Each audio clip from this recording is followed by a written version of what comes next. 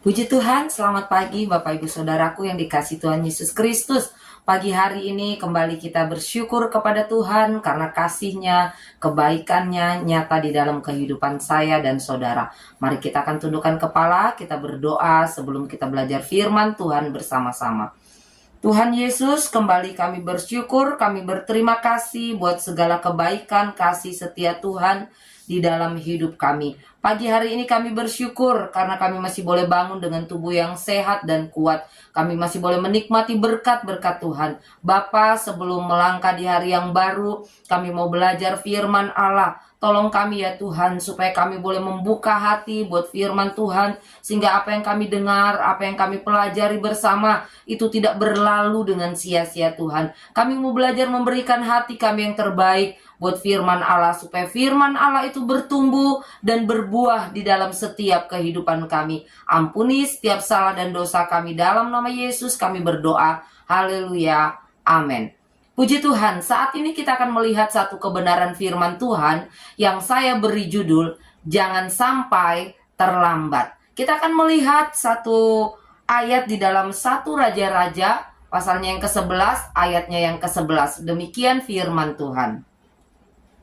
1 Raja-Raja 11 ayat 11. Lalu berfirmanlah Tuhan kepada Salomo, oleh karena begitu kelakuanmu, yakni engkau tidak berpegang pada perjanjian dan segala ketetapanku yang telah kuperintahkan kepadamu, maka sesungguhnya aku akan mengoyakkan kerajaan itu daripadamu dan akan memberikannya kepada hambamu. Amin.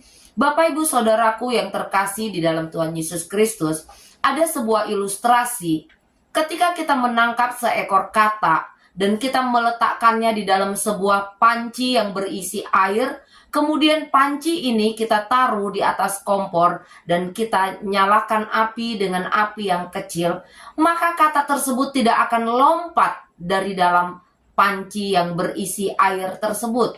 Mengapa? Karena katak akan menikmati kehangatan air yang kita taruh di dalam panci dan ada di atas api yang kecil.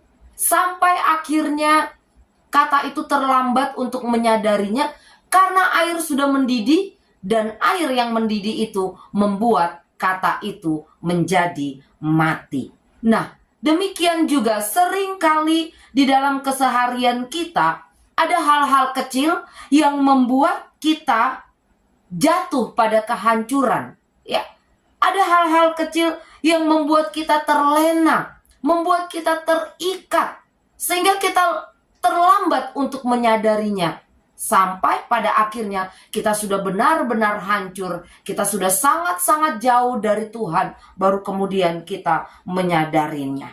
Bapak Ibu Saudaraku yang terkasih di dalam Tuhan Yesus Kristus, mungkin hal itu yang membuat kita terbelenggu, terikat oleh pergaulan bebas, oleh kebohongan, ya. Kita tidak lagi mengindahkan firman Tuhan, kita tidak lagi memberi waktu bersekutu dengan Tuhan, sampai akhirnya kita betul-betul jauh-jauh dan sangat jauh daripada Tuhan.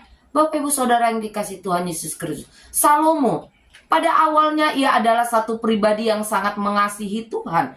Ia hidup berjalan sesuai dengan ketetapan Tuhan. Bahkan firman Allah mencatat, dia yang membangun bait suci, dia yang membangun bait Allah. Bahkan dia adalah salah satu pribadi yang memiliki hikmat Tuhan yang luar biasa. Namun kemudian Tuhan harus menghancurkan kerajaan Israel. Itu bukan berawal dari sesuatu yang besar, tidak. Tetapi itu berawal dari bagaimana Salomo memberikan peluang, membiarkan hatinya terpikat oleh perempuan-perempuan asing. Yang akhirnya lama-lama perempuan-perempuan asing inilah yang membawa Salomo pada penyembahan berhala. Firman Allah mencatat bagaimana Salomo memiliki 700 istri dan 300 gundik. Nah, Bapak Ibu Saudara yang dikasihi Tuhan Yesus Kristus, Salomo tidak menyadari, Salomo menikmati hal ini, menikmati hal-hal yang tidak baik ini, sehingga akhirnya membawa ia pada penyembahan berhala.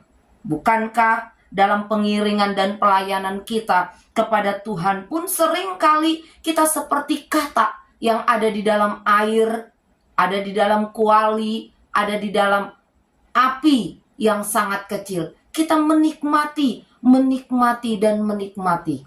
Seringkali kita juga seperti Salomo, ya, yang menikmati dan terlena oleh hal-hal kecil yang akhirnya justru membuat kita sangat-sangat jauh dari Tuhan dan kita terlambat menyadarinya. Tetapi lewat kebenaran firman Tuhan saat ini, mari sebelum kita jatuh lebih dalam dan sebelum kita terlambat, mari kita segera menyadarinya. Bangkit keluar dari hal-hal yang tidak berkenan di hadapan Tuhan. Supaya apa? Supaya hal-hal indah yang sudah lama kita bangun bersama dengan Tuhan itu tidak menjadi hancur.